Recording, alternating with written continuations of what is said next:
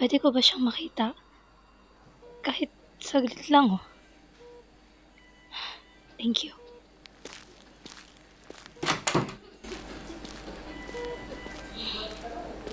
Hi, babe. Naglinis na ako ng apartment natin. And dinala ko na rin yung gamit mo. Saka, bumili na rin ako ng apples for you. Kasi, alam kong favorite mo yun eh. Naalala mo last anniversary natin? Diba, nag-away tayo nun? And supposedly, may bibigay ka sana letter. Nahanap ko na. Nahanap ko na yung letter na bigay mo sana sa akin. Ito. Kahit kailan talaga ang baduy mo, no? May pa-heart ka pa. Ito. Babasahin ko.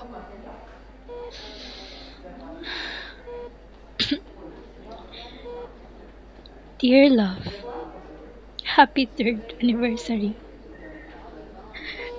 Thank you for being there with me all the time. Thank you sa pagtitiis mo sa ugali ko.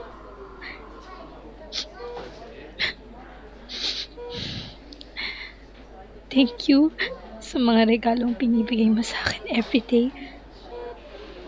Kahit wala kang gawin, just existing, okay na yun.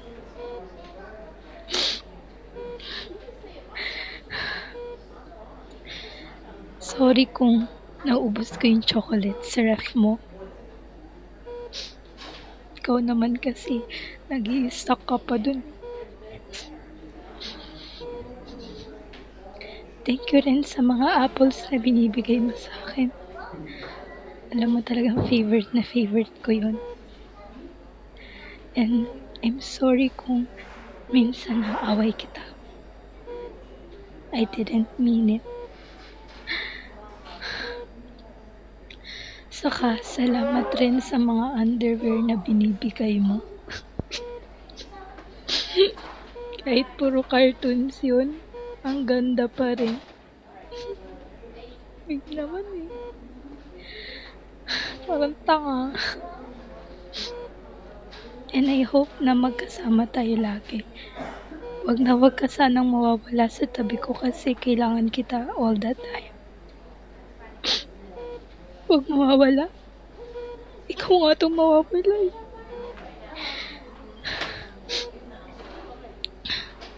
Thank you for making me feel special. I love it so much. I love you. Happy anniversary, my love.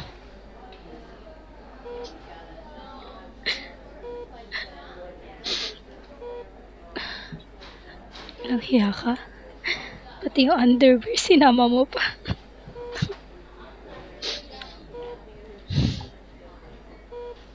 Thank you rin, love. And I'm sorry kung minsan nag-aaway tayo dahil sa akin. Sana pala yung mga moments na nag-aaway tayo. Sana pala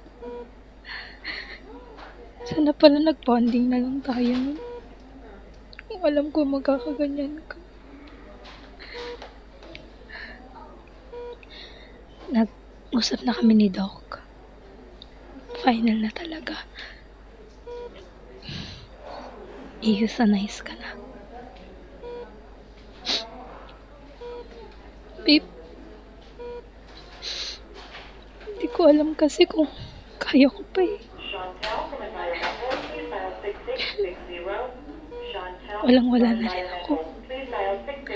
Sila mama, si papa, wala na rin.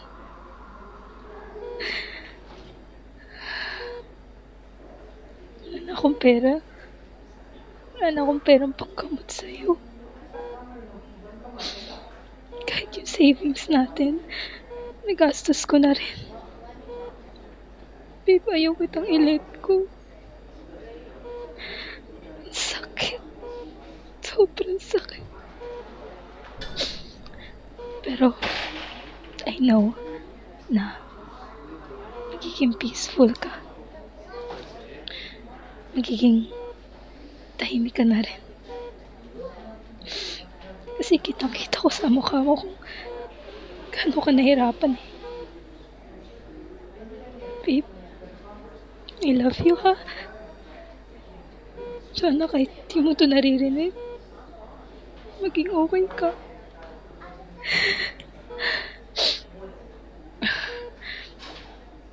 And, yung mga gamit mo, ito-donate ko na lang. Kasi alam kong ayun yung gusto mo.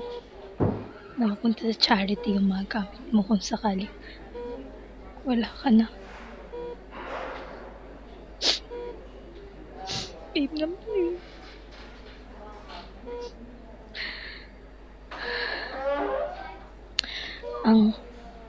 Ang hirap mo tignan.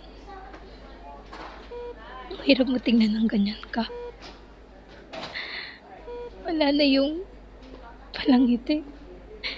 Sayahin. Palatawa kong joke. Dapat nga ngayon tinatawanan mo ko kasi sabi mo, diba, ang pangit ko umiyak. Babe, umamon ka na dyan. Please.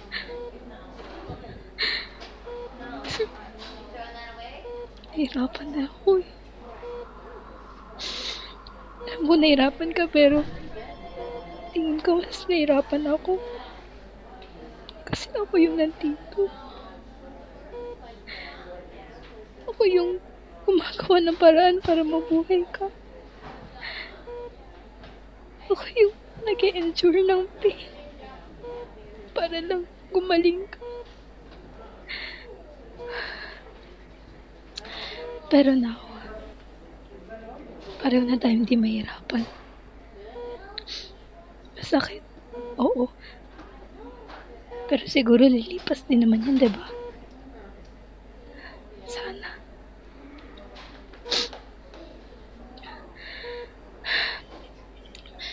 Alam mo ba kanina, naalala mo yung binibilhan natin ng ice cream ng grocery store?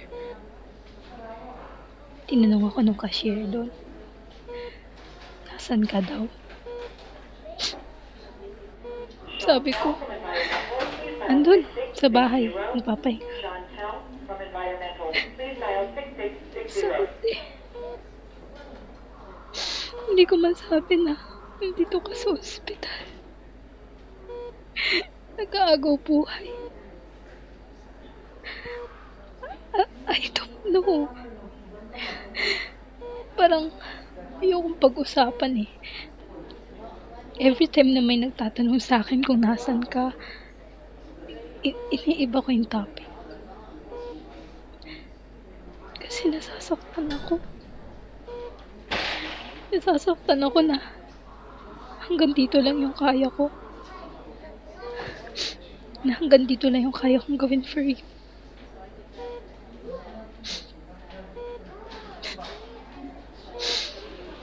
Sorry, babe. I hope na kapag wala ka na, mapatawad mo ako. And babantayan mo ko lagi, ha? Pero huwag ka magpaparamdam, ha? Alam mo naman takot ako sa multo eh. Diba nga pag nanonood tayo ng movie, gusto ko comedy, kasi ikaw puro ka horror. Tapos tatawanan mo ko pag natatakot ako. Na-miss ko na yun eh. Miss ko na yun eh. Di na ba natin mababalik yun?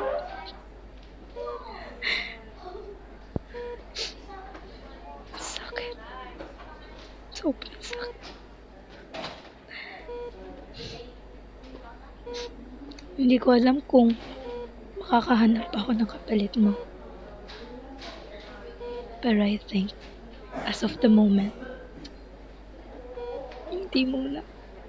Sakit. Bakit? Bakit? Bakit kailangan maging ganito? Alam mo, okay pa sa'kin kung niloko mo ko eh. Pero yung ganyan, babe, babe, gumising ka na. Kausapin mo na ako, tawanan mo na ako kasi ang pangit ko umiyak eh. Kausapin mo na ako, please.